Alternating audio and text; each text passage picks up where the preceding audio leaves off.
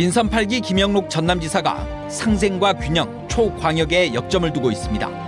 남해안 남중권을 중심으로 하는 메가시티 구상과 동북권 통합청사를 도정의 중심으로 삼겠다는 의지도 밝혔습니다.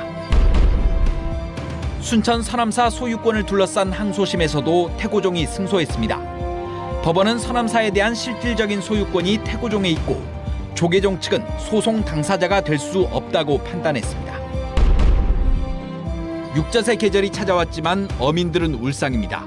젖새우 어획량이 늘면서 가격이 큰 폭으로 하락했기 때문입니다.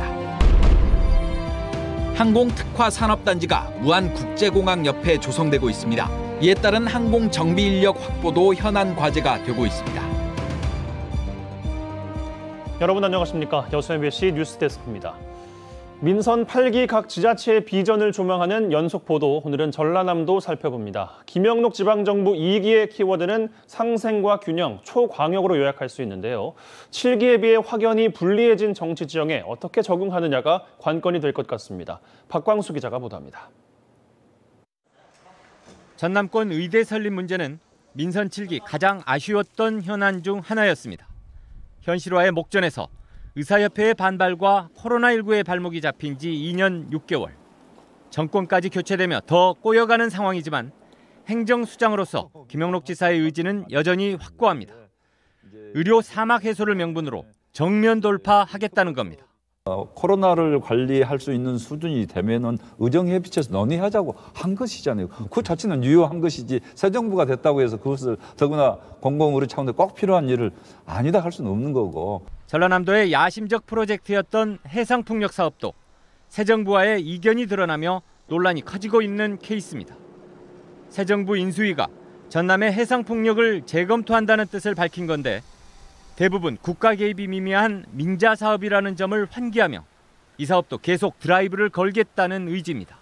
그래서 정부 사업이 아니거든요. 네. 정부 사업이 아니기 때문에 이것이 중단된다고 저는 보지를 않습니다. 첫째, 정부 사업이 아니고. 그다음에 세계적인 추세가 에너지 대전환에 맞추어서 결국은 재생에너지 시대로 가고 있거든요. 저는 그걸 피할 수 없다고 봐요. 김 지사는 준공을 1년 앞둔 동북권 통합청사를 명실상부한 도정의 핵심 포스트로 만들겠다는 의지도 재확인했습니다. 4개 실국 300명 근무 규모를 관철하겠다는 것, 기관의 격과 배치 부서의 선정도 신중을 기하겠다는 입장입니다. 동북권 본부장이 뭔가 단순히 행정만 보는 게 아니고 동북권을 뭔가 통합하는 상징적인 역할까지 그리고 주민의 여러 가지 정치적 요구랄지 행정적 요구도 경청할 수 있는 그런 자리가 돼야 동북권 통합정사의 제대로 역할을 할 거 아니냐. 지난 임기 중 한 차례 양보가 불가피했던 UN 기후변화협약 당사국 총회. COP33에 초점을 맞춰 다시 한번 도전의 깃발을 올렸는데 재임 중 개최 결정까지는 끌어내겠다는 각오입니다. 이 결정은 2026년쯤에는 해줘야 된다고 봐요. 그러면은 김영록이가 이것을 반드시 해야 된다. 이 밖에 전라남도의 민선 8기 비전공약위원회가 주요 정책들로 추려낸 과제들만 무려 400여 개. 상생과 균형, 초광역의 범주로 압축되는데 특히 여수 등 남해안 남중권을 중심으로 하는 메가시티 구상은 그림이 훨씬 커졌습니다. 그래서 초광역 쪽으로도 가고 또 그 초광역 속에서도 뭐 광주 전남으로도 가고 또 부산, 울산, 경남하고 광주, 전남 함께하는 이렇게도 가고 이런 여러 가지 프로젝트에 따라서 대응이 필요하다 생각하고. 민선 8기이자 자신의 2기 지방정부의 출발선에 선 김영록 지사는 미래 100년의 동력을 만들어내겠다는 각오로 이제는 세계를 무대로 뛰겠다는 의지를 다졌습니다. MBC 뉴스 박광수입니다. 지난해 말 예산까지 확보해놓고 아직 시행되지 않은 폭염 대책이 있습니다. 무슨 사업이고 어떤 사정이 있었는지 이다현 기자가 취재했습니다. 강원도 원주의 한 버스 승강장입니다. 지붕 쪽에 에어커튼이라는 장치가 달려 있습니다. 버튼을 누르면 여기서 바람이 나옵니다. 버스를 기다리는 시민들의 체감 온도를 낮추는 데 도움이 됩니다. 원주 이외에도 울산과 제주 등이 이 에어커튼을 도입했고 일부 지역은 해마다 혹서기에 맞춰 추가 설치도 하고 있습니다. 없는 곳에 이제 계속 설치해달라는 민원이 이제 요청이 많이 들어오시니까 항상 그 시즌 다가오기 전에 웬만하면은 다 설치하려고 저희가 좀 그렇게 추진을 하고 있습니다.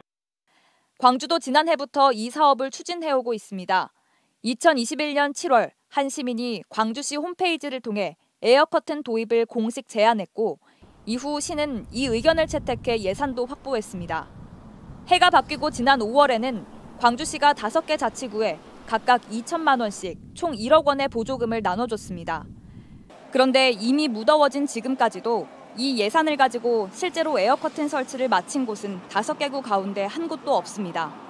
시민 제안에서 시작된 폭염 대책의 시행이 한 발 늦어진 건 대상지 협의나 현장 점검 등 행정 절차를 거치는 데 시간이 필요했기 때문이라고 광주시는 설명합니다. 각 구의 관계자들은 담당자가 변경됐다, 먼저 시작된 다른 사업부터 순차적으로 처리했다 등 여러 이유를 들기도 합니다. 처음 시행했던 것이라서 이렇게 된 것 같거든요. 근데 구청에서도 좀 더 발빠르게 이제 업체라든지 이런 것을 좀 관심을 가지면 좋은데. 에어커튼은 빠른 곳에는 7월 말, 늦은 곳엔 8월 말에나 설치될 전망입니다. 원래 작년 했던 게 올 여름을 대비해서 한 거거든요. 이제 뭐 답답한 심정이 좀 컸습니다. 체감온도 33도 이상의 폭염과 밤에도 푹푹 찌는 열대야는 이미 지난달부터 시작됐습니다. 7월 들어서도 낮 최고 기온이 연일 30도를 넘기는 가운데 폭염에 대비한 행정의 속도는 시민들의 요구를 따라잡지 못하고 있습니다. MBC 뉴스 이다현입니다. 순천 서남사의 소유권에 대한 항소심에서 태고종이 승소했다는 내용 어제 전해드렸습니다. 6년 전 1심에서도 법원은 태고종의 손을 들어준 바 있는데요. 항소심 재판부는 1심과 달리 조계종 측의 소송 당사자 자격조차 인정하지 않았습니다. 문영철 기자입니다. 유네스코 세계문화유산으로 등재된 순천 서남사. 등기부상 소유자는 조계종이지만 실제 점유와 사용은 태고종이 하고 있는 분규 사찰입니다. 이 서남사의 소유권을 두고 양측의 법적 공방이 본격화한 건 지난 2014년. 1972년 조계종 앞으로 이루어진 소유권 변경 등기가 부당하다며 태고종 측이 등기를 말소해달라는 민사소송을 제기한 겁니다. 이에 대해 지난 2016년 1심 법원은 태고종의 손을 들어줬습니다. 등기가 이루어진 정황 등을 고려할 때 서남사에 대한 실질적 소유권이 태고종에 있다는 이유에서입니다.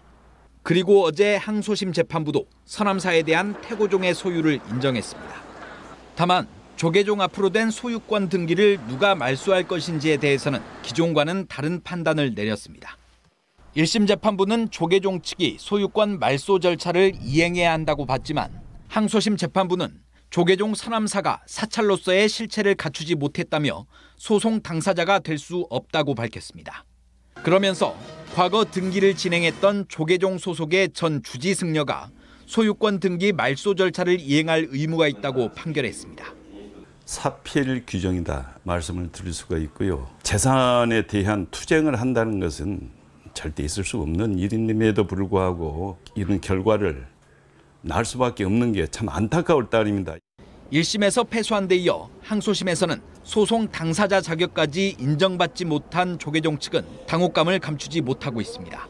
조계종은 항소심 판결문을 검토한 뒤 대법원 상고 여부를 결정할 것으로 알려졌지만 이번 판결에 대한 입장 등에 대해서는 공식적인 답변을 내놓지 않았습니다. MBC 뉴스 문형철입니다. 차세대 주력 산업인 MRO, 즉 항공정비의 항공특화산업단지가 무안국제공항 바로 옆에 조성되고 있습니다. 이에 맞춰 항공정비 인력을 확보하는 사업도 순조롭게 진행되고 있습니다. 문현철 기자가 취재했습니다. 호남권 최초의 항공특화산업단지 조성공사 현장입니다. 올 연말 준공될 예정인 항공특화산단에는 항공정비를 주축으로 항공 관련 기업들이 대거 입주할 예정입니다.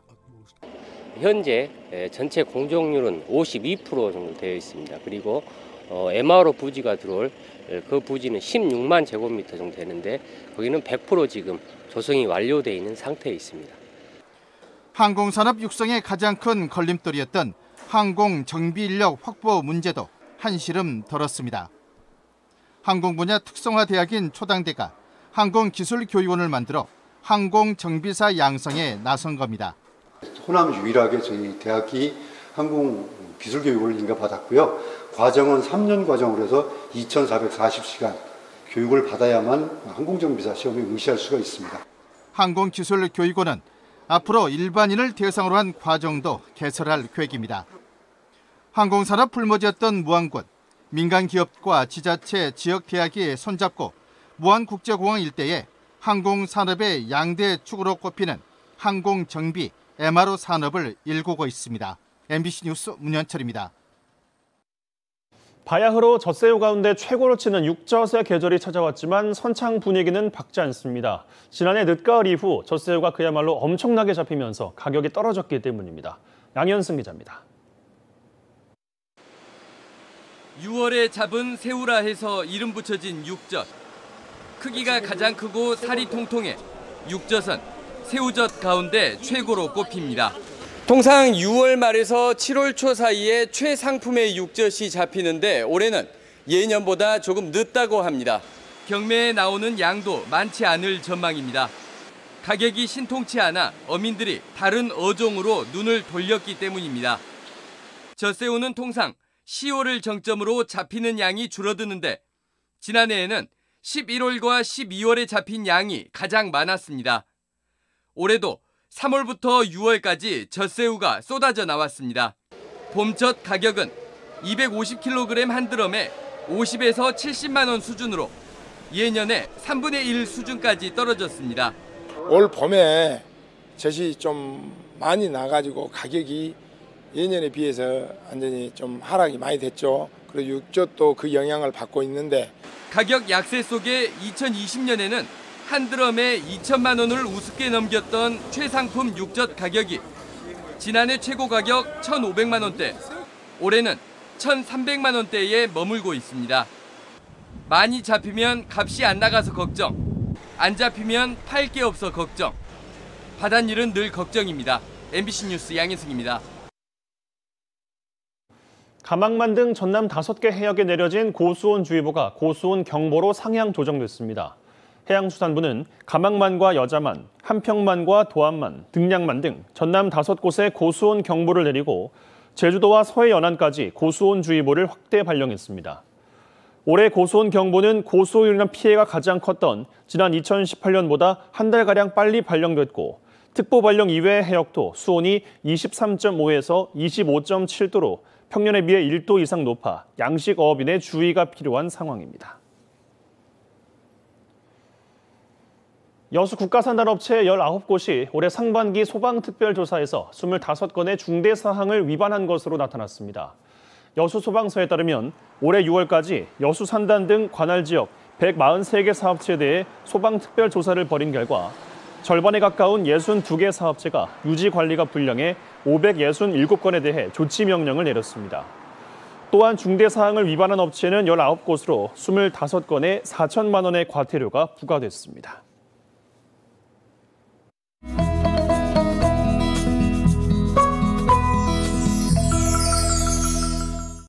폭염 속의 시원한 단비였습니다. 오늘 아침부터 낮 사이 천둥번개를 동반한 강한 비가 내렸습니다. 습도 많고 무더운 날씨는 계속되겠습니다. 내일은 흐리다가 구름 많은 날씨 보이겠습니다. 내일 기온은 오늘보다 1에서 2도 정도 오르겠습니다. 여수가 24에서 32도, 순천이 25에서 34도, 광양은 24에서 34도, 고흥은 23에서 33도 보이겠습니다. 광주는 24에서 33도, 목포는 24에서 30도 예상입니다. 내일 예상 파도는 앞바다 0.5m, 바람은 초속 4에서 7m로 불겠습니다. 먼바다는 1에서 2m로 일겠고 바람도 8에서 12m로 불겠습니다. 만조 시간은 여수가 4시 17분과 오후 5시 28분, 간조가 10시 31분과 오후 11시 33분입니다. 주말까지 구름 많은 날씨 보이다 다음 주 월요일과 화요일 비가 내리겠습니다. 그 밖에 날은 흐린 날씨 이어지겠습니다. 아침 기온은 25도에서 26도, 낮 기온은 30도에서 33도 보이겠습니다. 지금까지 AI 날씨였습니다. 진보당이 윤석열 정부에 맞서는 선명 야당, 기득권 양당 정치를 넘어서는 대안정당으로 거듭나겠다고 밝혔습니다.